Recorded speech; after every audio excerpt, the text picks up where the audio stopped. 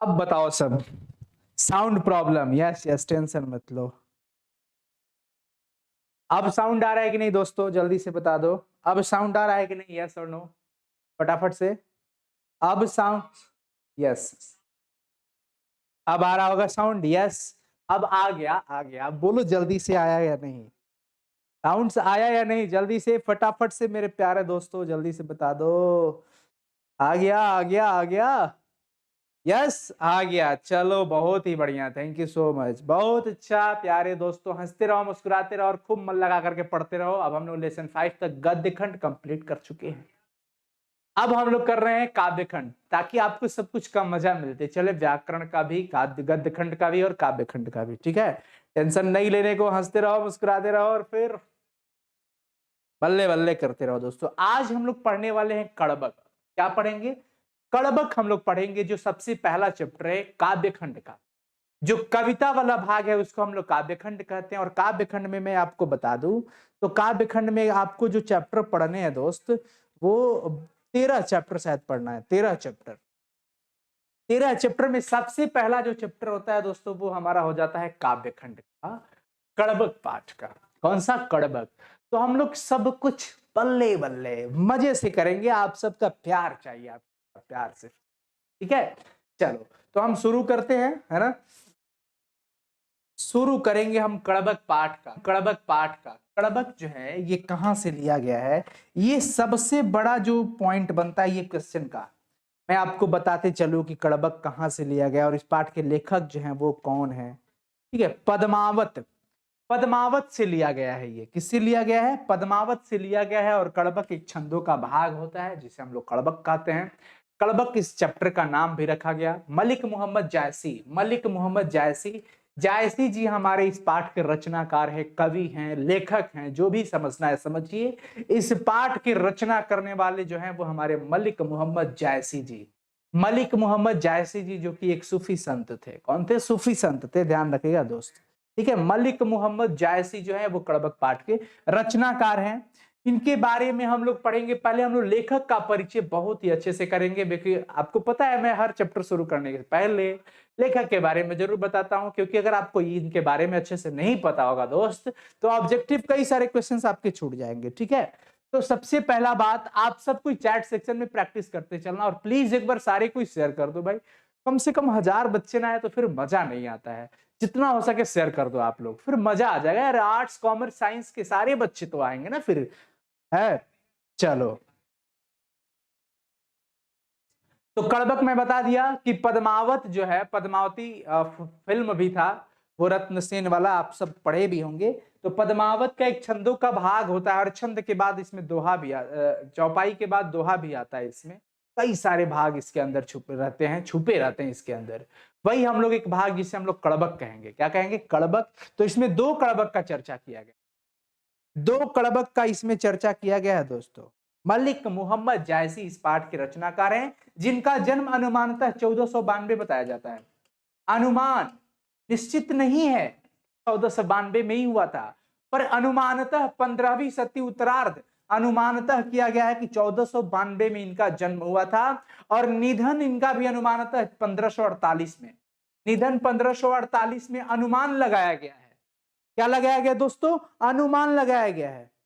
ठीक है ना, ध्यान रखना आप सब कोई। तो आप सब कोई चैट सेक्शन में लिख दो इनका जन्म जो हुआ लगभग अनुमानतः हम बात करें तो 1492 में, और इनका जो डेथ हुआ, निधन हुआ, मृत्यु जो हुआ वो 1548 में। ठीक है, अब चलो, निवास स्थान कहां?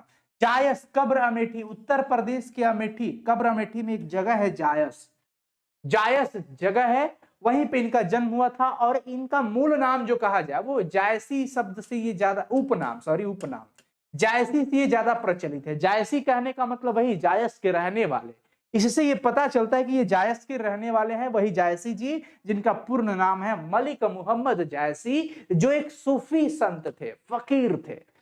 बात समझ आया? इनके पिताजी का क्या नाम था दोस्तों? ये बड़ा जबरदस्त होता है कि इनके पिताजी का नाम था मलिक शेख ममरेज, यानी कि मलिक राजे अशरफ। ये बहुत इंपॉर्टेंट है और यहां से कई सारे क्वेश्चंस बनते हैं दोस्तों, ध्यान रखिएगा। मैं क्या बताया पिताजी मलिक शेख ममरेज, सारी कोई चैट सेक्शन में इनका नाम लिखेंगे ताकि आपका प्रैक्टिस स्ट्रांग होगा। मलिक राजे अशरफ भी कहा जाता था इनको, मलिक राजे अशरफ। ठीक है, चलो गुरुजी सूफी संत शेख मोहिदी और सैयद अशरफ जहांगीर इनके गुरु थे। सूफी संत शेख मोहिदी और सैयद अशरफ जहांगीर ये दोनों इनके गुरुजी थे। तो क्वेश्चन पूछा जा सकता है दोस्त कि जायसी जी के गुरुजी का क्या नाम था, तो शेख मोहिदी और अशरफ जहांगीर। शेख मोहिदी यानी कि सूफी संत, सूफी के संत थे शेख मोहिदी और सैयद अशरफ जहांगीर, ये उनके गुरुजी का नाम था। क्या नाम था दोस्तों, गुरुजी का नाम था। गद्य खंड पूरी तरह से थोड़ी हुआ है भाई, आपका 5 चैप्टर कंप्लीट हुआ है, और वैसे 2021 बैच के लिए देखोगे तो पूरा हिंदी हमारा कंप्लीट है। ये 2022 बैच के लिए पढ़ा रहा हूँ, लाइव क्लासेस दे रहा हूँ आप लोग, नहीं तो हमारा कोर्सेज तो सब कुछ प्लेलिस्ट में पड़ा हुआ है, आप देख सकते हो। वृत्ति, वृत्ति का मतलब इनके द्वारा जो कार्य किए गए, देखिए बचपन में अनाथ थे, साधु फकीरों के साथ भटकते हुए बचपन इनका बीता। इनका बचपन किसके साथ बीता है, साधु संतों फकीरों के साथ घूमते घूमते साथ में रह करके इनका बचपन, क्योंकि बचपन से ही इनके माता पिता इनको छोड़ करके चले गए थे, ये अनाथ हो गए थे। ठीक है ना, ध्यान रखिएगा। गुरुजी का नाम था सूफी संत शेख मोहिदी और सैयद अशरफ जहांगीर। व्यक्तित्व की बात करते हैं कि चेचक के कारण रूपहीन थे। चेचक बीमारी के कारण, आपको पता है चेचक बीमारी जब हो जाता है तो चेहरे पे पूरा दाग आ जाता है, तो इनका रूप बिगड़ गया था, रूपहीन थे ये, ध्यान रखिएगा सब कोई। बाई आंख और कान से वंचित थे, इनका बाएं कान नहीं था और बायां आंख इनका नहीं था, मतलब एक ही आंख के ये थे, ध्यान रखिएगा। इस जो रचनाकार हैं, लेखक है मलिक मोहम्मद जायसी जी। मतलब क्या जबरदस्त की रचना होगी आज का भाई, देखिएगा बड़ी ही शानदार भौकाल तहलका मचाने वाला होगा। इनके द्वारा जो लिखा गया है, कृति है, लेखनी है, रचना किए गए हैं, पद्मावत, अखरावट, आखिरी कलाम, चित्ररेखा, कहरनामा, मसला, ये सब इनके द्वारा लिखा गया है। आपसे पूछा जाएगा तो आप बताना, आपसे क्वेश्चन पूछा जा सकता है कि मसला या फिर मसलनामा, इसी को मसलनामा भी कहा जाता है, मसला कहिए या फिर मसलनामा कहिए, ये सब लेखनी किनके द्वारा लिखा गया है, मलिक मोहम्मद जायसी जी के द्वारा। राजा रत्नसेन और पद्मावती की जो कहानियां ना, प्रेम की पीर की, अरे वाह क्या गजब का दम धमाकेदार, ये पद्मावत में इन्होंने लिखा, और पद्मावत का ही एक अंश है जो हम आज पढ़ने जा रहे हैं, कड़बक। ठीक है, तो अखरावट किनकी रचना है, आखिरी कलाम, चित्ररेखा, कहरनामा, मसलानामा या फिर मसलनामा को ही मसल कहते हैं, मसला। ठीक है, पद्मावत, ये सारी चीजें कहां से लिखी गई है दोस्त, सॉरी किनके द्वारा लिखी गई है दोस्त, मलिक मोहम्मद जायसी जी के द्वारा, मलिक मोहम्मद जायसी जी के द्वारा। देखिए पद्मावत में चित्तौड़गढ़ एक जगह है, चित्तौड़गढ़ के राजा थे रतन सेन, और सिंघल द्वीप जो श्रीलंका में, सिंघल द्वीप का मतलब समझिए श्रीलंका, श्रीलंका की एक राजकुमारी थी, गंधर्व सेन की बेटी थी, गंधर्व सेन की बेटी थी, रानी थी, सॉरी बेटी थी पद्मावती, उन्हीं का प्रेम कथा है इसमें। पद्मावत में प्रेम कथा है, किनकी प्रेम कथा है दोस्तों, राजा रतन सेन और रानी पद्मावती के, राजा रतन सेन और रानी पद्मावती की। एक्चुअली मैं आपको बता दूं ताकि आपको थोड़ा दिमाग में रहे कि सिंघल द्वीप के राजा थे गंधर्व सेन, ठीक है, और उनकी रानी जी थी चंपावती, उन्हीं की बेटी थी पद्मावती। पद्मावती बड़ी सुंदर थी, बहुत ही रूपवान थी, सिंघल द्वीप यानी कि श्रीलंका। और इधर चित्तौड़गढ़ के एक राजा थे जिनका नाम था रतन सेन। एक्चुअली हुआ क्या था कि रानी पद्मावती के पास एक तोता था जिसका नाम था क्या, ध्यान रखिएगा, हीरामन, हीरामन नाम था उस तोता का, शुगा जिसे हम लोग कहते हैं। तो हीरामन, पद्मावती के पास एक तोता था जो मनुष्य के रूप में बोलता था, सॉरी बोले मतलब मनुष्य रूप कहने का मतलब कि मानव की आवाज में बात करता था तोता। इतना मतलब कि तेजस्वी था, ओजस्वी था, बुद्धिमान था कि वो मनुष्य की आवाज में बात करता था वो तोता। किसके पास था, पद्मावती के पास। एक्चुअली एक दिन वो तोता घर से बाहर निकल गया और एक बहेलिये ने उसे फंसा लिया, जाल में फंसा लिया। तो एक दिन क्या हुआ कि जहां चित्तौड़गढ़ के एक बंजारा व्यापारी गया, कलदीप गया, तो वहां पता चला उस तोता के बारे में और वो बहेलिये से तोता खरीद करके ले आया। चित्तौड़गढ़ के राजा रतन सेन थे, रतन सेन के पास ले गया कि देखिए साहब एक तोता है, बड़ी बोलता है, मनुष्य की आवाज में बोलता है। राजा के सामने बुलवा करके दिखाया गया, राजा प्रसन्न हो गया और उस खरीद लिए तोता को। और राजा रतन सेन की एक रानी थी नागमती, नागमती इनकी रानी थी। राजा रतन सेन की रानी का नाम क्या था? नागमती। अब देखो एक्चुअली तोता किसका था? पद्मावती का, जो कि सिंगल द्वीप का है। बात को समझना दोस्तों, पद्मावती रानी का तोता आया था, सिंगल द्वीप से आया था। वो बहलिये के द्वारा फिर बंजारा गया तो खरीद करके लाया, तो रतन सेन के पास आ गया। अब रतन सेन को वो पसंद आ गया। तो एक दिन क्या हुआ कि रतन सेन की जो रानी थी नागमती, वो नागमती से तोता बड़ा बड़ाई कर रहा था पद्मावती रानी जी का। यानी सिंघल द्वीप की जो स्त्रियां बड़ी सुंदर होती हैं, सुंदरता का वर्णन कर रहा था। और इस नागमती अपने को सुंदर थी, लेकिन जब एक औरत को, सुंदर स्त्री को किसी दूसरे के बारे में आप सुंदरता का बखान करो तो बड़ा उसको ईर्ष्या हुआ, जलन हुआ। नागमती जब पद्मावती रानी की व्याख्या कर रहा था तोता इनके सामने, नागमती के सामने, तो नागमती गुस्सा हो गई और अपनी दासी से बोली कि ये दासी, इसको अभी ले जाकर के हटाओ यहां से, तो अभी जला दो, यहां से हटा दो, फिर मार डालो इसे, ये नहीं रहना चाहिए जिंदा। फिर दासी ने क्या किया कि चुपे चुपे उसको छिपा दिया, उसको मारा नहीं, छिपा दिया। फिर राजा रतन सेन उसको खोजे, कहां है सुगा, कहां है तोता, कहां है, पूरा कड़ा हुए गुस्से में आए। फिर तोता को सामने लाया गया और वही तोता रानी पद्मावती की सुंदरता का बखान करता है राजा रतन सेन से। राजा रतन सेन को प्यार हो जाता है, हो उन रूपवती सुंदरी पद्मावती के बारे में ये डूब जाते हैं और प्यार मोहब्बत सब हो जाता है इनको। फिर ये क्या करते हैं, चित्तौड़गढ़ से फिर जाते हैं सिंघल द्वीप। सिंघल द्वीप जाते हैं, रास्ता में कई सारी बाधाएं आती है, समुद्र की बाधाएं, जीव जंतुओं की बाधाएं, मौसम की बाधाएं, सारी बाधाओं को झेलते हुए जाते हैं। और पद्मावती रानी के पिताजी गंधर्व सेन का भी गुस्सा इन पर टूट पड़ा, सबको झेलते हुए अपनी प्रेम को प्राप्त किए। यानी कि पद्मावती को अपने साथ चित्तौड़गढ़ लाए। चित्तौड़गढ़ लाने के बाद फिर वहां पर भी तमाशा हुआ, वहां पर भी कई सारे तमाशा हो गए। ठीक है, राघव चेतन की दुष्टता के कारण अल्लाउद्दीन ने इन पर आक्रमण किया। इसी पद्मावती को प्राप्त करने के लिए, ये सुंदर स्त्री मेरी होगी, तुम्हारी कैसे हो गई, आक्रमण कर दिया, आक्रमण जा। फिर राजा रतन सेन पर आक्रमण हो गया, किसके लिए भाई? पद्मावती रानी के लिए। फिर इनको बंदी बना करके लेके दिल्ली चला गया। तब जा करके वहां से गोरा और बादल इनके दो सिपाही थे, जाकर के पकड़ के लाए। लेकिन फिर यहाँ पर भी इन्होंने मतलब मैं बताऊं तो राजगद्दी पर बैठने के लिए राजा बिरपाल से इनका युद्ध हुआ और फिर ये मर जाते हैं और फिर दोनों सती बन जाती हैं, पद्मावती और नागमती। तो यही देखो प्रेम की, विरह की कथा है। हो प्रेम में कितना दर्द होता है, प्रेम में कितना पीड़ा होता है, प्रेम करने के बाद कितना दर्द सहना पड़ता है, उसी पीड़ा को मलिक मोहम्मद जायसी जी इस पाठ के अंदर रचना करने वाले हैं दोस्तों। ठीक है ना, चलिए हम लोग आगे चलते हैं, फिर हम कड़बक पाठ की रचना को समझते हैं कि कड़बक क्या है। ठीक है, देखिएगा यहाँ पर कड़बक के दो भाग है, हम लोग प्रत्येक भाग के बारे में अच्छे से पढ़ेंगे। जो दोस्त हिंदी अर्थ अच्छे से समझ जाएगा ना, फिर कसम से बोलता हूं उसको दिक्कत नहीं होगा कभी। ठीक है ना, कभी दिक्कत नहीं होगा। आप लोग ध्यान रखिएगा, हंसते रहिए, मुस्कुराते रहिए, और प्लीज अपना एक बटन लाइक कर दीजिएगा। इतने लोग देख रहे हैं, लाइक कर दीजिएगा, फिर हमारा तो फिर प्यार मोहब्बत जिंदाबाद आपके साथ हो जाए। देखिए, एक नैन कभी मोहम्मद गुनी, सोई बिमोहा जेई कभी सुनी, चांद जैस जग विधि अवतारा, दिन कलंक की उजियारा। बात समझिए, एक नैन कभी मोहम्मद गुनी, कवि के एक ही नैन है, मलिक मोहम्मद जायसी के एक ही नैन है। कितने नैन है? एक ही नैन। एक नैन कवि मोहम्मद गुनी, गुनी का मतलब गुणी है। मैं मित्रों को एक बात बताते चलूं कि यह जो रचना किया गया है, ये अवधी भाषा में किया गया है। किस भाषा में किया गया है दोस्तों? अवधी भाषा में, जो कि हमारी भोजपुरी से बहुत मिलती जुलती है। रामचरितमानस जिस भाषा में लिखा गया है ना, वही है हमारी अवधी भाषा, जो कि लगभग भोजपुरी से बहुत ही ज्यादा मिलता जुलता है। तो ये अवधी भाषा है। एक नैन कवि मोहम्मद गुनी, भोजपुरी के जैसा लगता है। अयोध्या जय श्री राम, है ना, वहां की भाषा।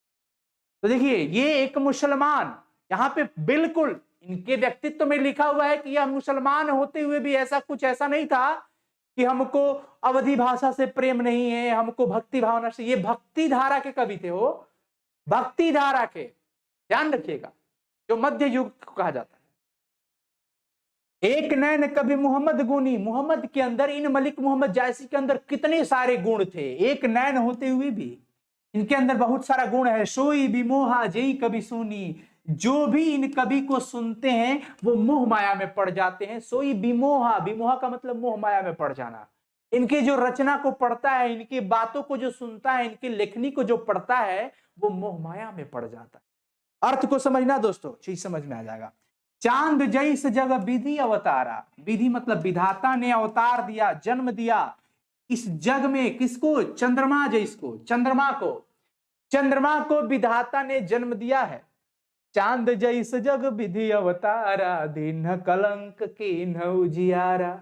मतलब ये है कि इस धरती पर देखिएगा, विधि अवतारा, विधाता ने, विधाता मतलब भगवान ने अवतार दिया, जन्म दिया किसको? इस जगत में, चांद को भी। अरे चांद में भी दाग है। जब चंद्रमा को विधि ने जन्म दिया, विधाता ने जन्म दिया, तो क्या चंद्रमा के अंदर दाग है तो उसका गुण का कोई महत्व नहीं?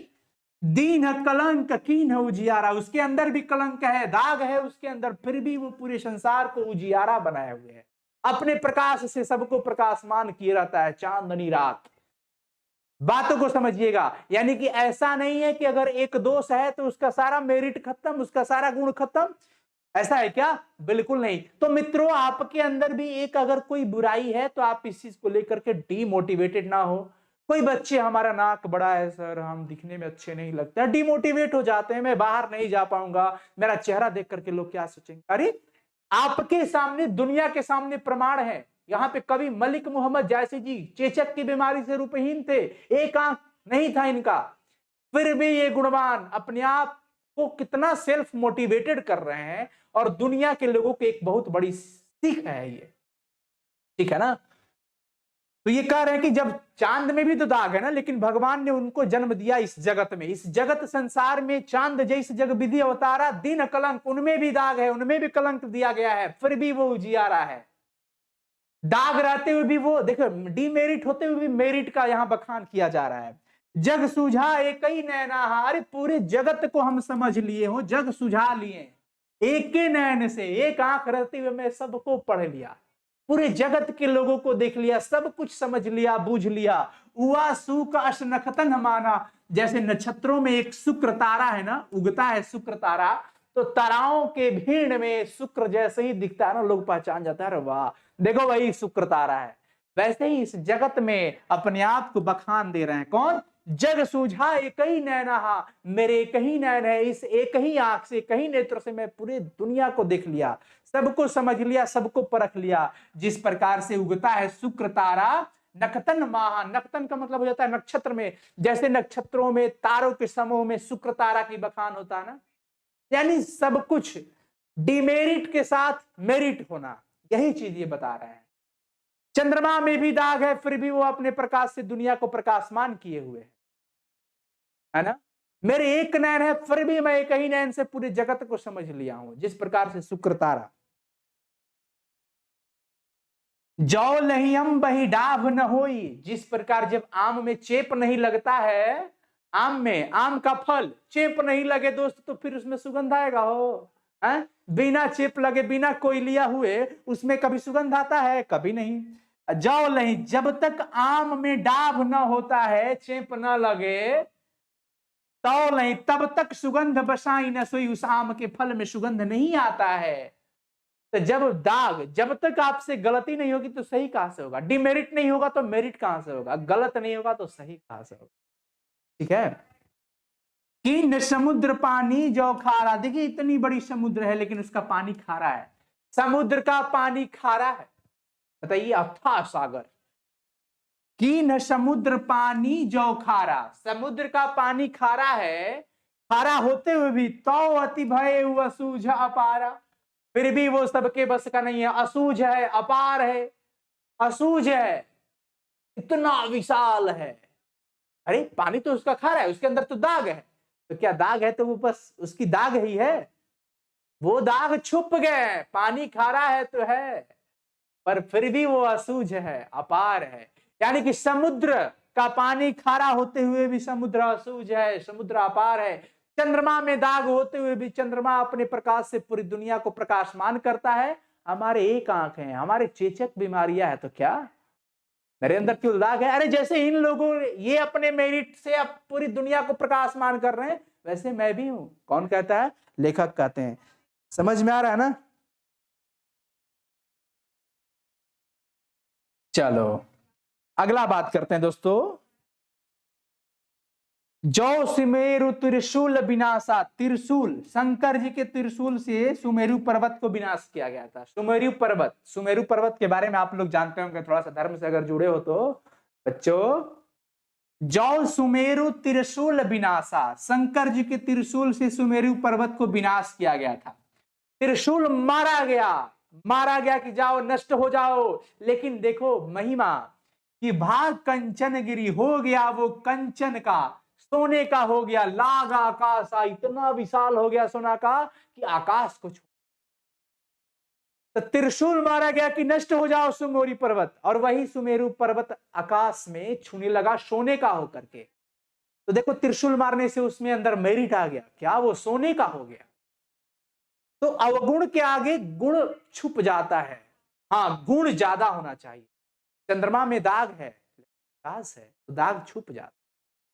समुद्र का पानी खारा है फिर भी असूझ और अपार है। सुमेरु पर्वत जो कि त्रिशूल से नष्ट किया गया, फिर वो हो गया सोने का और फिर आकाश को छूने लगा। ठीक है। जाओ लही घड़ी कलंक न परा, घड़ी का मतलब घड़िया, मिट्टी का वो बर्तन जिसके अंदर कच्चे पदार्थ को रख करके गर्म किया जाए। जिस प्रकार से कच्चे पदार्थ को जब तक गर्म नहीं करोगे तब तक उसके अंदर निखार आएगी नहीं। तपाओ, मिट्टी का घड़ा हो चाहे कोई भी हो, जब तक तपाओगे नहीं तब तक वो तपेगा नहीं भाई, और फिर मजा नहीं आएगा। इसलिए आप भी अपने आप को तपाइए, खूब मेहनत कीजिए। कच्चे बन के रहिएगा कोई पूछ नहीं, पक्के बन जाओ। अपने आप को इतना तपा लो कि फिर मजा आ जाएगा। देखिए, जाओ नहीं, जब तक घड़ी कलंक न पड़ा, जब तक उस मिट्टी के बर्तन को या फिर जो भी बर्तन होता है, घड़िया हम कहते हैं जिन्हें, जिसमें कच्चे पदार्थों को पकाया जाता है, जब तक उसको तपाया नहीं जाता, कांच हो ही नहीं कंचन करा। और वो कच्चा पदार्थ सोना का तब तक नहीं होता है जब तक उसको तपाया नहीं जाता। तो जब तक हम उसको तपाएंगे नहीं तब तक वो सोना होगा नहीं। तो लेखक कहते हैं डिमेरिट के साथ साथ मेरिट का रहना भी जरूरी है, और आपके अंदर अवगुण है तो फिर वो आप टेंशन नहीं देखेंगे। एनडीए लवर स्मार्टी है, पढ़ाई करो भाई। क्या लिख रहे हो आप, इतना बड़ा बड़ा मैसेज। कोई पार्टनरशिप, सफर में सफल होने वाले व्यक्ति अकेले होते हैं, क्यों भूल रहे हो आप? खुद के बदौलत जग को ठानो, ये पार्टनरशिप खोज रहे हो क्या? फिर मतलब बनता है आपके साथ ऑनलाइन कौन रह करके दिन भर पढ़ेगा? हद हाल है, इंटरेक्शंस आपकी खराब हो, डिस्ट्रैक्ट हो जाइएगा आप। पढ़ाई पे फोकस करो। एक नैन जस दर्पण औत ही निर्मल भाऊ, शब रूपवत गही मुख जो वही कई चाऊ। लेखक कहते हैं कि एक नैन जस दर्पण, मेरा जो एक नैन है वो दर्पण के समान है। मैं एक आंख का हूं लेकिन वो हमारा एक दर्पण के समान है, दर्पण के समान। और वैसा दर्पण जो कि निर्मल स्वच्छ चेहरा दिखता है। स्वच्छ बिल्कुल कैसा दोस्तों? कवि मुहम्मद के एक नेत्र होते हुए भी वो दर्पण के समान। अपने नेत्र की तुलना वो किससे करते हैं? दर्पण से करते हैं। किससे करते हैं दोस्त? दर्पण से करते हैं। दुनिया का कितना भी कोई स्मार्ट बंदा हो, कोई भी आदमी हो, तो जब एक बार सज धज जाता है ना, तो सजने के बाद उसकी एक इच्छा होती है कि मैं दर्पण में जा करके देखूं, गजब क्या हेयर स्टाइल है मेरा। मेरा तो है ही नहीं अभी, मतलब समझ रहे हो ना, भाव समझो। क्या होता है, कोई भी आदमी हो, वो चाहे सांवला हो, गोरा हो, उसके चाहे जैसे भी रूप का बनावट हो, वो कितना उत्सुक होकर के सज करके जाता है या फिर जाती है दर्पण के सामने जा करके, और वो वही देखती है जो वास्तविकता होता है। यानी दर्पण निर्मल और स्वच्छ चेहरा बताता है। लेखक वही अपने आंख की तुलना दर्पण से कर रहे हैं। वो कर रहे हैं कि जो एक नैन जस दर्पण, मेरी एक आंख जो है वो दर्पण के समान है, जिसमें निर्मल भाव, निर्मल और स्वच्छ मेरे चेहरे दिखते हैं। भाव मतलब भाव, निर्मल और स्वच्छ भाव होते हैं हमारे उस दर्पण के। बात समझ में आ गया? और इस निर्मल भाव के कारण ही बड़े बड़े रूपवान लोग मतलब लालसा लेकर के आते हैं। वाह, देखो यहां पे सब रूपवत गही मुख, सब रूपवत, बड़े बड़े रूपवान, रूपवत बड़का बड़का को जो जितने भी लोग हैं रूपवान लोग, वो मुख जो वही कई चाव, बड़े चाव से आते हैं, चाव से बड़ी इच्छा लेकर के आते हैं। अरे वाह, जरा मैं देखो, हटो यार, देखने तो कैसा लग रहा हूं। वाह क्या बात, मतलब समझ में आ गई। तो ये बहुत ही अच्छा इनके द्वारा रचना है, जिनसे हम लोगों को ये सीखना चाहिए कि हमें रूप के बनावट को लेकर के अपने अंदर के टैलेंट को मारना नहीं चाहिए। लेखक को चेचक बीमारी थी जिसकी वजह से ये रूपहीन थे, फिर भी ये अपने मतलब देख रहे हैं ना कितनी चीजों से अपनी उपमा दे रहे हैं कि सुमेरु पर्वत सोने का था, देखो उसको नष्ट करने के लिए त्रिशूल मारा गया, उसमें भी दाग हुए, फिर वो सोने का हो गया। वाह, समुद्र इतना विशाल है, उसमें क्या डिमेरिट है? उसका दोष यही है कि उसका पानी खारा है, फिर भी देखो वो असूझ है, अपार है। चंद्रमा में दाग है, फिर भी देखो वो अपने प्रकाश से दुनिया को प्रकाशमान किए। वही चीज है, बात समझ में आ गया ना? अब चलिए हम लोग दूसरे कड़बक की तरफ चलते हैं, जो लास्ट तक देखना, क्वेश्चन आंसर भी करेंगे हम लोग। दूसरा कड़बक देखिए, मुहम्मद यही कभी जोरी सुनावा, मुहम्मद यही कभी जोरी सुनावा, सुना जो प्रेम पीर गा पावा। देखिए मोहम्मद जी, इसके अंदर राजा रतन सेन और पद्मावती की जो प्रेम की पीड़ा है ना, उसको रचने का प्रयास किए हैं, कोशिश करी है। कहते हैं कि मैं जोर ही सुनावा, मैं जोड़ जोड़ कर शब्दों को एक के साथ जुड़ा हूं।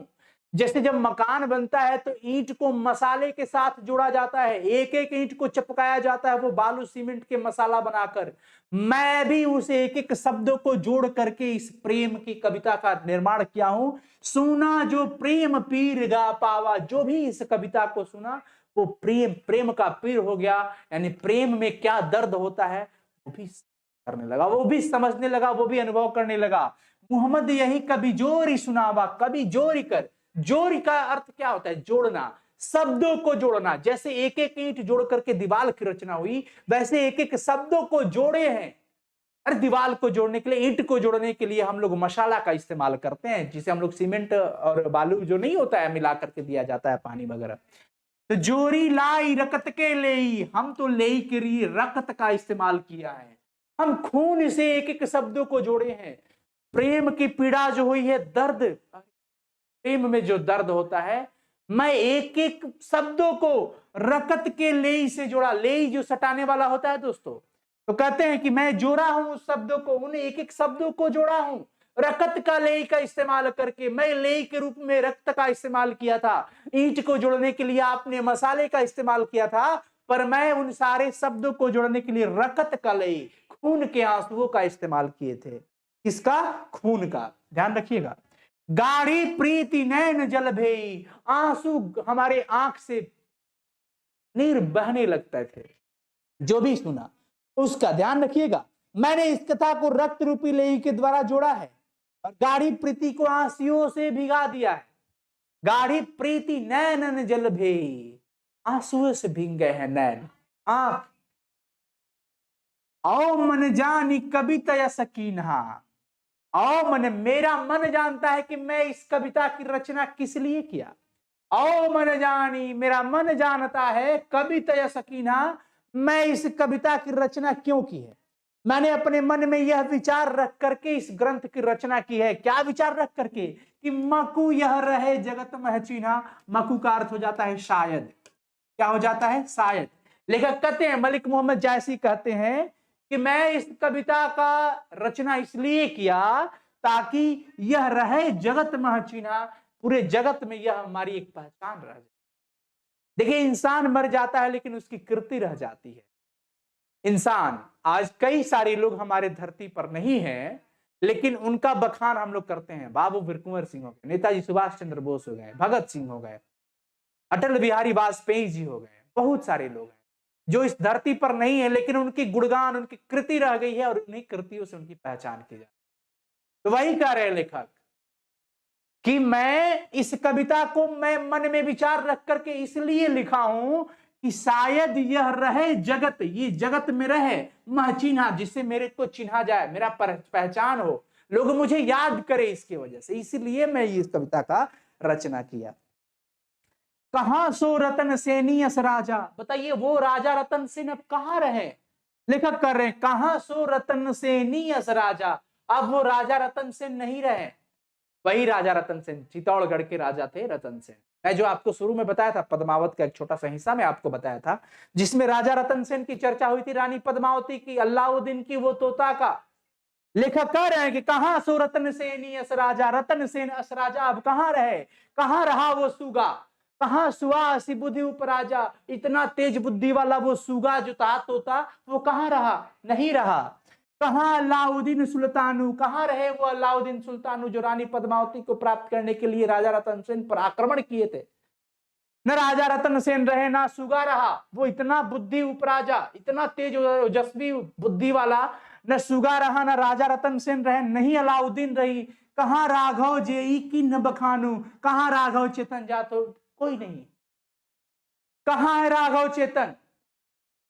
कहाँ है वो राजा राघव चेतन जी? कहाँ है? किन न बखानू, जो बखान किया करते थे। कहो स्वरूपु, कहाँ स्वरूप पद्मावत रानी, कोई न रहा जग रही कहानी। अरे कहाँ गई वो रानी पद्मावती? कोई नहीं रहा हो, कोई नहीं रहा। लेखक कहते हैं, समझिएगा, जो अर्थ समझ जाएगा फिर उसको मजा आ जाएगा। ना रतन सेन रहे, ना वो सुगा रहा, ना राघव चेतन जी रहे, और ना ही वो अलाउद्दीन, ना पद्मावती रानी रही। कोई न रहा जग रही कहानी, कोई नहीं रहा लेकिन उनकी कहानी रह गई। हम लोग आज उनको याद कर रहे हैं, क्यों? उनके द्वारा कृति उनका रह गया है, उनका शरीर यहां पर नहीं रहा। समझ में आ गई दोस्त? मजा आया? फाइनली पहला कड़बक और दूसरा कड़बक। दूसरे कड़बक में कह रहे हैं कि न रहे राजा रतन सेन, न रही पद्मावती रानी, न रहे राघव चेतन जी, ना अलाउद्दीन, ना वो सुगा तोता।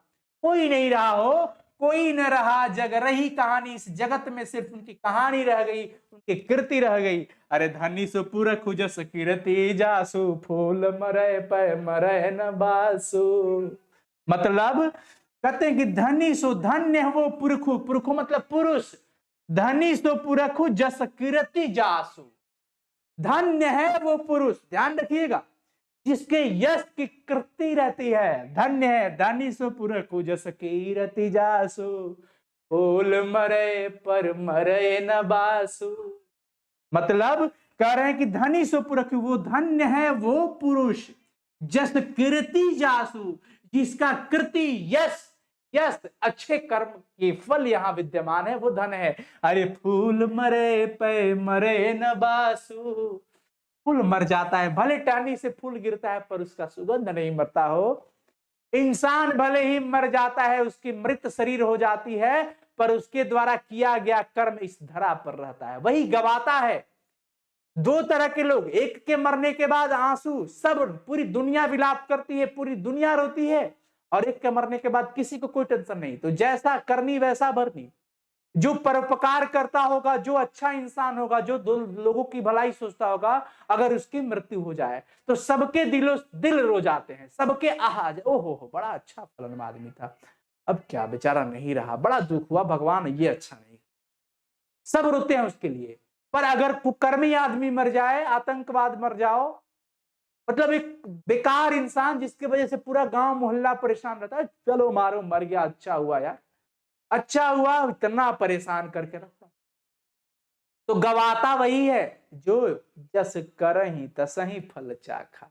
जैसा हम करेंगे वैसा फल मिलेगा। बोएंगे गेहूं तो धान की फसल नहीं काटेंगे मेरे भाई। तो वही यहां पर लेखक करे कि धनी सु पुरखु जस कीर्ति जासु, धन्य है वो पुरुष, धन्य है वो इंसान जिसकी कृति, जिसकी यश यहां पर है, विद्यमान है, जो अच्छे कर्म करता हो। फूल मरे पे मरे न बासु, अरे फूल भले ही मर जाए, सुखा जाए, टहनी से फूल भले ही गिर जाए, कट के अलग हो जाए, पर सुगंध उसका नहीं मरता है। कई न जगत जस बेचा की, न लीन जस मोल, जो यह पढ़े कहानी हम संवरई दुई बोल। लेखक कहते हैं कि कई न जगत, कोई ऐसा जगत में नहीं है, कोई ऐसा संसार में नहीं है, कई न कोई नहीं है इस जगत में, जस बेचा, यश बेचाता है। अच्छा कर्म का पैकेट थोड़ी होता है कि ए भैया दुकान पे गए, कितनी मनी एगो पैकेट दे दीजिए, कैसा पैकेट हो, तो अच्छे कर्म वाला पैकेट है, एगो दे दीजिए। हॉर्लिक्स है, बॉर्नविटा नहीं है ना कि एक पैकेट बॉर्नविटा लेकर चले आए घर पे कि बॉर्नविटा दे दीजिए। अच्छे कर्म का पैकेट बाजार में नहीं मिलता।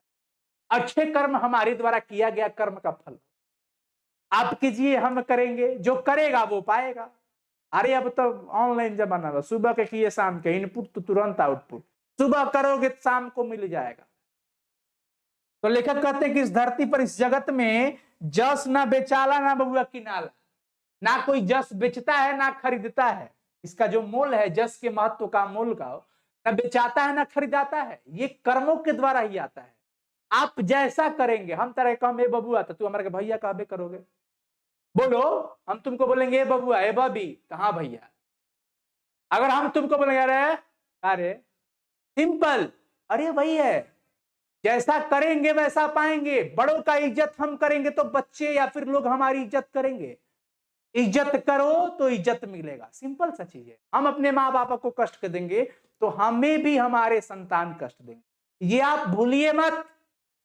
आप भी इसको अभी से ध्यान में रखें कि जैसी करनी वैसी भरनी, जो बोएंगे वही काटेंगे फसल, ध्यान रखिएगा।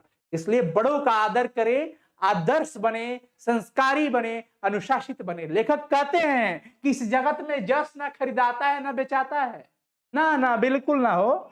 जो यह पढ़े कहानी हम संवरई दुई बोल, हम तो इसलिए इसकी रचना कर दिए कि हमें भी लोग जब पढ़ेंगे तो दुई शब्द में याद कर लेंगे। जैसे आज राजा रतन सेन, रानी पद्मावती को लोग याद कर रहे हैं, बहुत लोगों को कर्मों से, कृति से उनको याद किया जा रहा है। अरे जो यह पढ़े कहानी, जो भी हमारी इस पद्मावती कहानी को पढ़ेगा वो तो हमारा भी दो शब्द याद कर लेगा। ये कहते हैं, कौन कहते हैं? लेखक। इतनी शानदार बातें आई निकल करके। अब लोग चलिए हम लोग क्वेश्चन आंसर कर लेते हैं, बहुत इंपॉर्टेंट होता है। आप लोग क्वेश्चन आंसर देखिए, सबसे पहला क्वेश्चन आता है और ये ऑब्जेक्टिव में भी क्वेश्चन पूछता है दोस्तों, इसलिए आप लोग इसको ध्यान से देखिएगा, समझिएगा। क्या है दोस्त? कवि ने अपनी एक आंख की तुलना दर्पण से क्यों की है? कवि ने अपने एक आंख की तुलना दर्पण से क्यों की है? उत्तर है कि हम जानते हैं कि दर्पण स्वच्छ और निर्मल होता है। दर्पण जो होता है आईना, वही तो है जो सच बोलता है। हो क्या है आपके अंदर, आप हैं क्या? एक बार आईने के सामने जा करके खड़े हो जाइए, सब कुछ आपको पता चल जाता है। तो निर्मल होता है और स्वच्छ होता है। हम जानते हैं कि दर्पण स्वच्छ और निर्मल होता है। ठीक उसी प्रकार कवि की आंख है।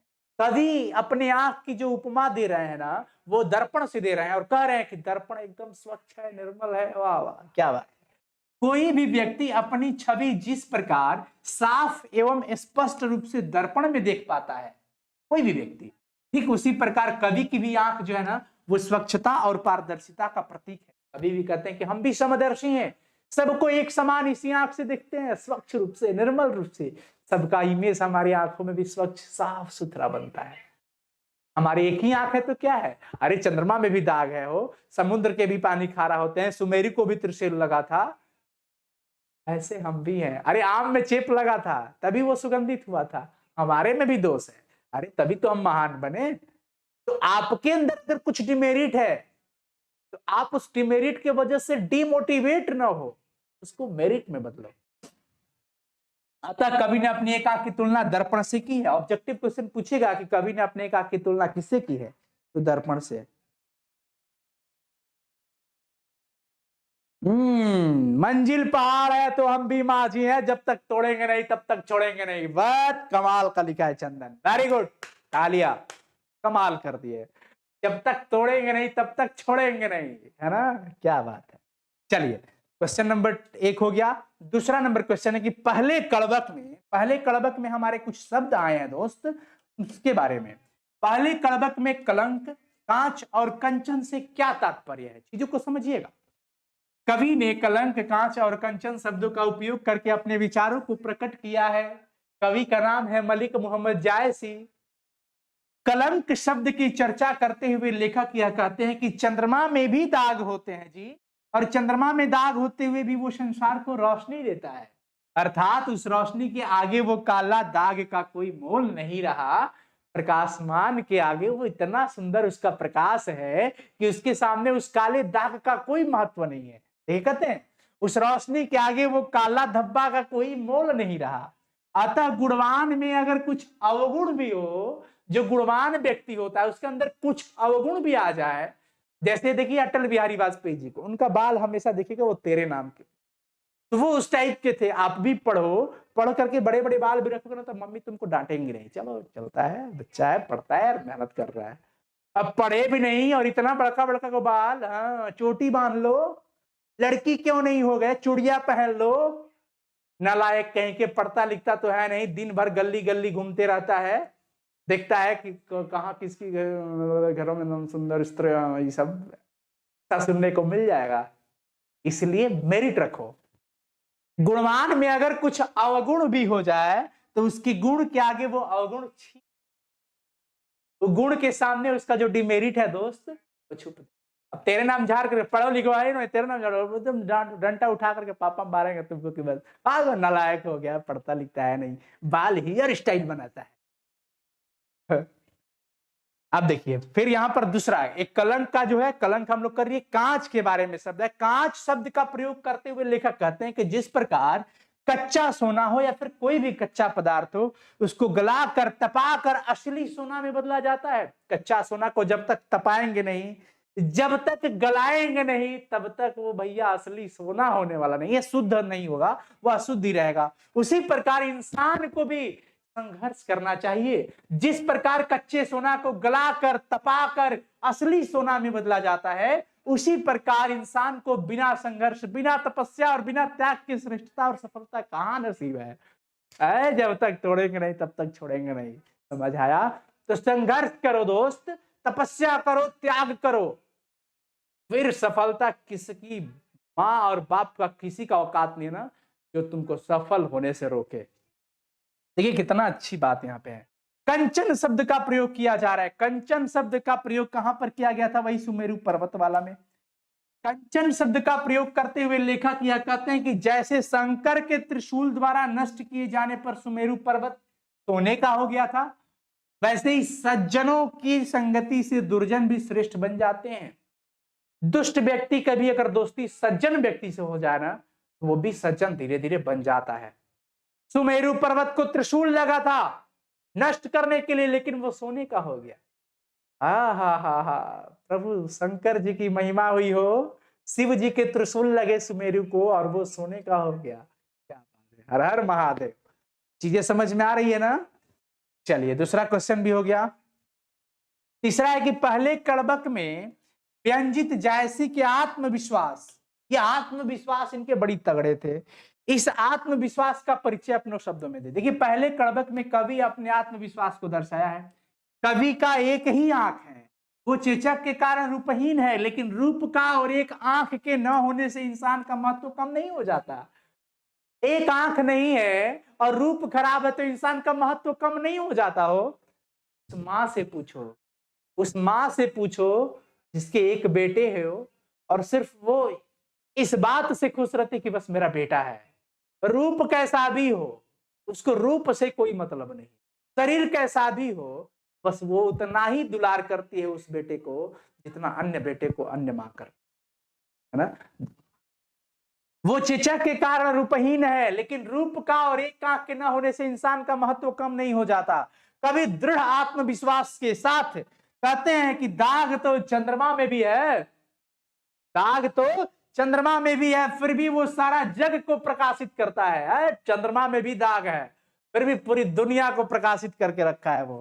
त्रिशूल तो सुमेरु पर्वत को भी लगे थे। वो लेखक आत्मविश्वास से कहते कि अरे त्रिशूल तो सुमेरु पर्वत को भी लगे थे, लेकिन तो वो सोने का हो गया। पानी तो समुद्र का भी खारा होता है, पानी तो समुद्र का भी खारा होता है, फिर भी वो असूझ और अपार है। दोष है तो क्या महत्व कम हो जाएगा? बिल्कुल नहीं। ऐसा नहीं है कि कुछ दोष हो, कुछ अवगुण हो तो होने से सारे गुण खत्म हो जाते हैं क्या? बिल्कुल नहीं। कवि का यह आत्मविश्वास जनमानस के लिए नई चेतना है। जनमानस मतलब हम सभी जन के लिए, मनुष्य के लिए एक नई चेतना है कि हमें रूप कुरूप ये सबसे कोई मतलब नहीं। मत गोरा काला होना क्या, भले चेहरा गोरा हो और बुद्धि इतना मतलब बेकार है, ना बोलने आता है, ना चलने आता है, ना किसी का आदर करने आता है, तो क्या मतलब है उसका? सब बेकार हो जाएगा दोस्त। इसलिए लेखक बहुत अच्छी एक पहचान दे रहे हैं। अब मेरा नाक लंबा है सर, क्या करूं? मेरा तो मुंह बताओ, मेरा मुंह तो लंबा फेस का है, तो मैं क्या करूं? मैं बैठ के रोते रहूं सारी जीवन कि मैं कुछ नहीं कर पाऊंगा, मेरा मुंह अच्छा नहीं है, मेरे बाल पक गए हैं, मैं रोते रहूं? मैं उससे क्या हो जाएगा? क्या हो जाएगा? इस तरह के लोग नहीं होते क्या? हैं? ये कहे थे एक बार इन पे, जो दिल्ली का वो था ना, क्या बोलूं, पठान इन पे हंस पड़ा था। दिल्ली का पठान इस पे हंस पड़ा था। किन पे? मलिक मोहम्मद जायसी का चेहरा देखा ना तो चेचक था, तो वो हंस पड़ा। तो कहते हैं मोही का हंससी की हंससी कुहराही, अरे हमरा पे कहाँ हंस रहे हो, हमको जो बनाया उस कुहार पे हंसो ना, है हमको बनाने वाले कुहार पे हंसो, दिल्ली के पठान साहब, हमरे पे कहाँ हंस रहे हैं। मोही कहाँ हंससी, मोही कहाँ हंससी की हंससी कुहराही, अरे हम पे मत हंसिए, हम तो मनुष्य है, हमको जो बनाया है उस पे हंसो यार, उस कुहार पे हंसो, यही बोले थे। तो क्या दोष है, जो जैसा बन गया बन गया, उससे क्या मतलब है। तो चेहरे से और फिर अवगुण से केवल हम इंसान के महत्व को खत्म, हाँ पूरे अवगुण नहीं होने चाहिए, कुछ अवगुण के साथ हमारा दोष को खत्म करो और गुण ज्यादा होना चाहिए। अगला प्रश्न है 4 नंबर, कि कवि ने किस रूप में स्वयं को याद रखे जाने की इच्छा व्यक्त की है, किस रूप में मुझे लोग याद रखे, ऐसा क्या इच्छा है इनका, उनकी इस इच्छा का मर्म बताइए। बताएंगे सब, सुनना सब कुछ। अरे कवि कहते हैं कि यह जगत तो नश्वर है, यह जगत ये संसार एक दिन खत्म हो जाएगा, नश्वर है, जिनका जन्म हुआ सब मर जाएंगे, सत्य सिर्फ ईश्वर है, सत्य मृत्यु है, केवल कृतियां ही अमर रह जाती है, जो हम करके जाएंगे वही अमर रह जाएगी। अगर हमारा कर्म अच्छा हुआ तो हमें याद किया जाएगा, अन्यथा कोई याद नहीं करेगा।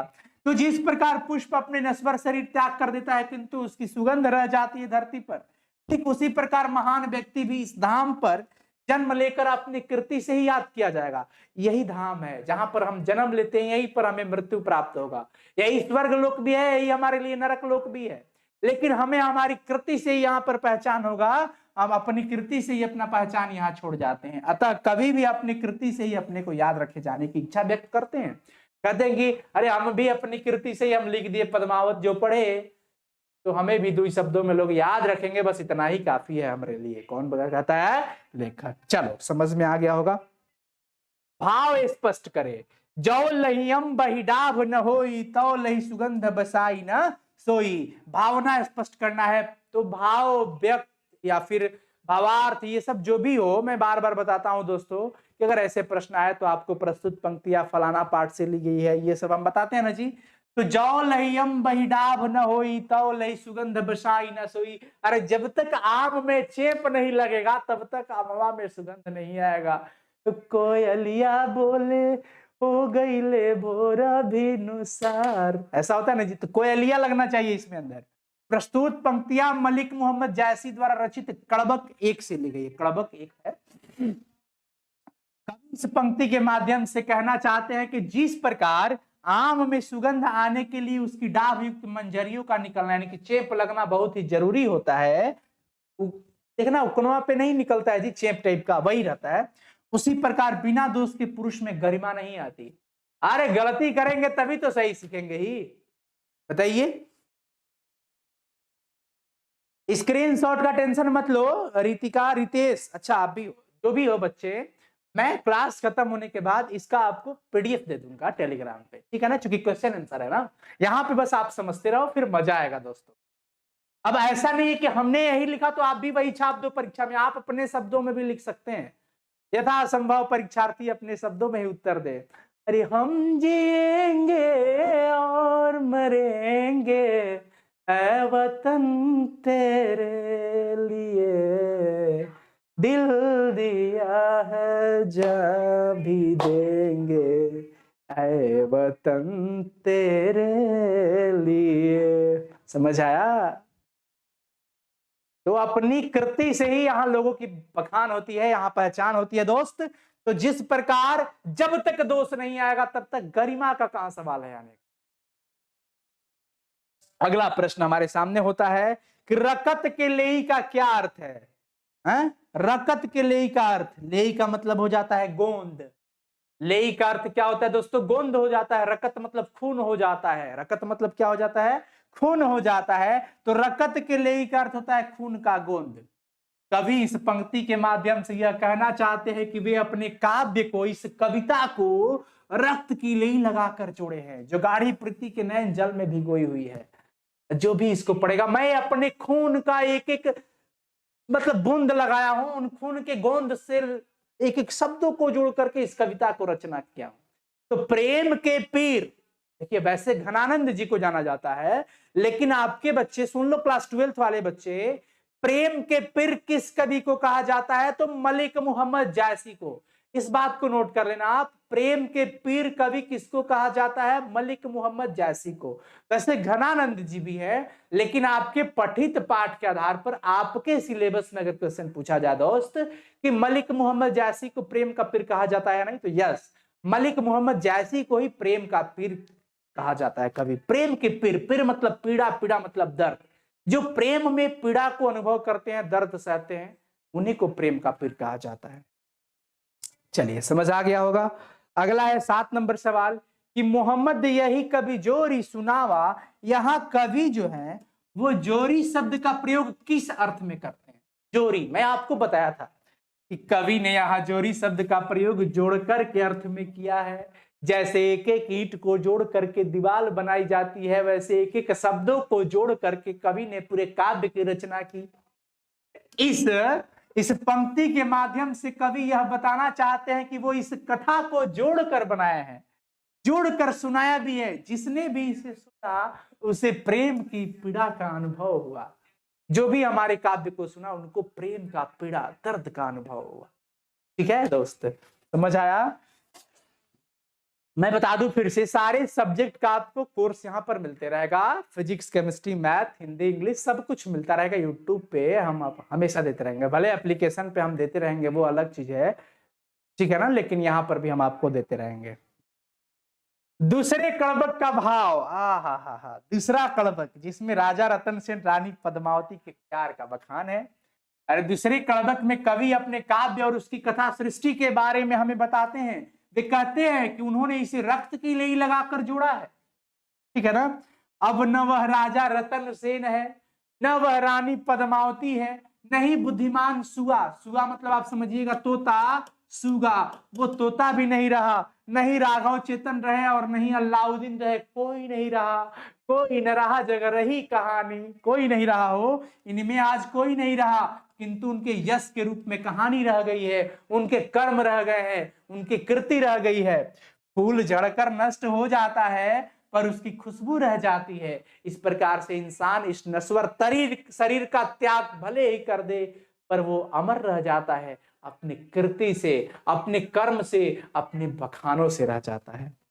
कवि यह कहना चाहते हैं कि एक दिन वह भी नहीं रहेंगे, कभी भी एक दिन नहीं रहेंगे, हम पूरे मानव जातियां यहाँ पे नहीं रहेगी, पर उनकी कृति सिर्फ रह जाएगी, कृति ही पीछे छोड़ करके वो जाएंगे। लेखक भी यही कहते हैं। सब कुछ मिल जाई पर दुनिया में माई ना मिली, माई के दूधवा जैसन कौनो मिठाई ना मिली। सब कुछ मिल जाई पर दुनिया में माई ना मिली। व्याख्या करना है कि धनुष पुरख जस कीरति जासु, फूल मरय पर मरय न बासु। इसका व्याख्या करना है। प्रस्तुत पंक्तियां मलिक मोहम्मद जायसी द्वारा रचित कड़बक भाग 2 से ली गई है। जिस प्रकार इसमें क्या है जी कि धनुष पुरख जस कीरति जासु, फूल मरय पर मरय न बासु। अरे फूल जिस प्रकार अपने नश्वर शरीर त्याग कर देता है किंतु उसकी सुगंध धरती पर व्याप्त रहती है, सुगंध रहता ही है, सुगंध क्या रहता है, वो रह ही जाता है।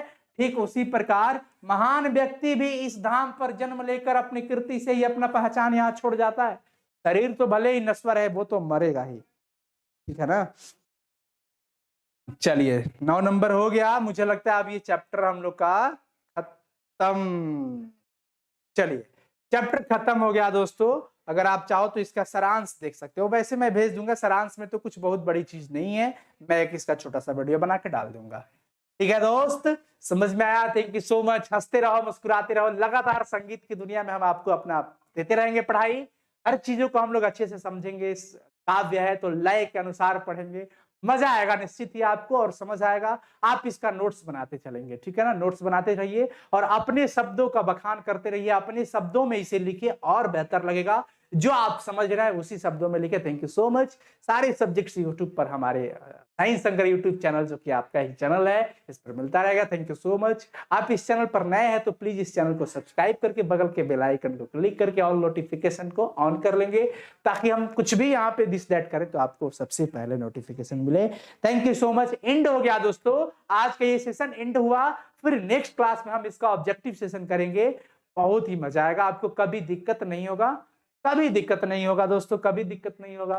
तो मैं विश्वास करता हूं कि आपको ये चैप्टर का हिंदी अर्थ समझ में आया होगा और इसका क्वेश्चन आंसर भी समझ में आया।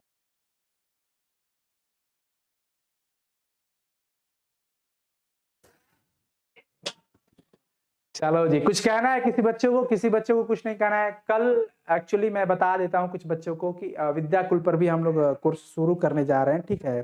तो कल एक सूचना देंगे हम आप लोग को। वहां पर जिन बच्चों को पढ़ना होगा वो पेड कोर्स है, लेकिन वो ले सकते हैं विद्याकुल के प्लेटफॉर्म पे। हमारा काम है भैया बस पढ़ाना है, ठीक है? वैसे हम आपको यहाँ पर भी पढ़ाते रहेंगे, यूट्यूब पर भी हमारे जो बच्चे हैं वो रहेंगे ही, पढ़ते रहेंगे। हमेशा से पढ़ो, खूब मन लगा करके पढ़ो। लिखा है ना, क्या लिखा था यहाँ पर देखो। अरे धनी सुपुर खुजस कीरत जासु, फूल मरे पर मरे न बासु। इसलिए अपना कर्म करो, आपका पहचान कर्म से ही होगा। सब कोई मनुष्य तन में जन्म लिया है, खाओ पियो सो जाओ मर जाओ, क्या यही है कहानी? इतना ही है हमारा मानव तन? नहीं, हमें तो कुछ करना है, हमें आगे बढ़ना है, एक इतिहास रचना है, एक नाम सम्मान मान कमाना है दोस्तों। तो कर्म करो, है ना? Thank you so much sir ji. मैं 15 लाइक कर दिया हूँ यार, 15 बार किए होगा तो क्या पता लास्ट में डिसलाइक ही ना हो जाए। सर आपका तबीयत ठीक है ना? रितिका सिंह, देखिए तबीयत अब कुछ ठीक है, तभी तो आप लोगों के सामने है। बस दुआ करते रहो हम ठीक रहे, आप सब भी स्वस्थ रहो, मस्त रहो, क्योंकि भैया अभी मौत का मंजर चल रहा है, अभी समय मौत का है, न जाने किसकी बारी कब आ जाती है। मतलब हमारे करीब में भी बहुत युवा मेरे मित्र साथी, छोटे बच्चे भी, मतलब कई डेथ कर गए। पिछले 3 से 4 दिनों में हमने बहुत लोगों को खोया। मतलब पूरी दुनिया खो रही है, हमारा पूरा भारत देश की हम बात करें तो तबाही मची हुई है। इसलिए आप सबों से हाथ जोड़ करके विनती है कि किसी को दोषारोपण न करे, सरकार क्या कर रही है क्या नहीं कर रही है उससे हम लोगों को कोई मतलब अभी फिलहाल नहीं होना चाहिए। मानवता के नाते अगर हो सके तो एक दूसरे की मदद करें, पर सुरक्षित रहे, स्वस्थ रहें, घर में ही रहने का प्रयास करें। ज्यादातर आपको अपने माँ पापा का बहुत ज्यादा ख्याल रखना होगा, ये विनती मैं कर रहा हूँ हाथ जोड़ करके आप सबसे। आप सब अपना ख्याल जरूर रखें, स्वस्थ रहना बहुत जरूरी है। स्वस्थ रहकर ही घर पर आप रहो और पढ़ाई करो, घर से ही आपकी पढ़ाई पॉसिबल। बाहर कम से कम निकले, बहुत जरूरी हो तो सेफ्टी डबल मास्क लेयर वाला लगा करके निकले और अपना लगातार, क्योंकि इसको मजाक मत समझो आप। ये बात कहना बिल्कुल बेवकूफी है। कहाँ है कोरोना? कोई कोरोना नहीं है, मंत्री लोग रैली कर रहे हैं, वो ये सब कह के आप क्या कर लोगे? कुछ नहीं, साबित क्या कर सकते हो? मतलब यार अभी दुनिया, हम लोग जिस परिस्थिति से गुजर रहे हैं उसमें मानवता नष्ट नहीं होना चाहिए, किसी के मौत का मजाक नहीं उड़ाना चाहिए, वो चाहे किसी भी धर्म का हो, किसी भी मजहब का हो। आप सब घर पे रहें, सुरक्षित रहें, अपने माँ पापा का ख्याल रखें, अपना भी ख्याल रखें, और कोरोना से संबंधित जितने भी गाइडलाइंस है सबका पालन करें, क्योंकि बचना बहुत जरूरी है दोस्तों। मतलब मजाक में ना ले, इसे हल्के में ना ले, प्लीज विनती है आप लोगों से। Thank you so much, God bless you. हंसते रहिए, मुस्कुराते रहिए। फिर thank you so much. Comment करके जरूर आप लोग बताइएगा कि आज की ये स्पेशल क्लास कैसा, ठीक है? चलो thank you so much, bye bye. Comment का इंतजार करेंगे, आज देखते हैं कितना बच्चा कितना कमेंट करता है। मतलब कि क्या आपके पास हमारे लिए 20 सेकंड का समय है या नहीं, मैं आज देखना चाहता हूं। आप आज मैं देखना चाहता हूं कि क्लास मैं खत्म कर रहा हूं, क्लास खत्म होने के बाद क्या आप हमारे लिए कमेंट लिख रहे हैं या नहीं, क्या आप हमें मोटिवेट कर रहे हैं या नहीं, क्या आपको सच्ची मोहब्बत है या नहीं साइंस संग्रह से, मैं आज देखना चाहता हूं। थैंक यू सो मच, आपका इंतजार करूंगा, आप लोग कमेंट करना please please please. God bless you, thank you, bye bye, good night, sweet dreams.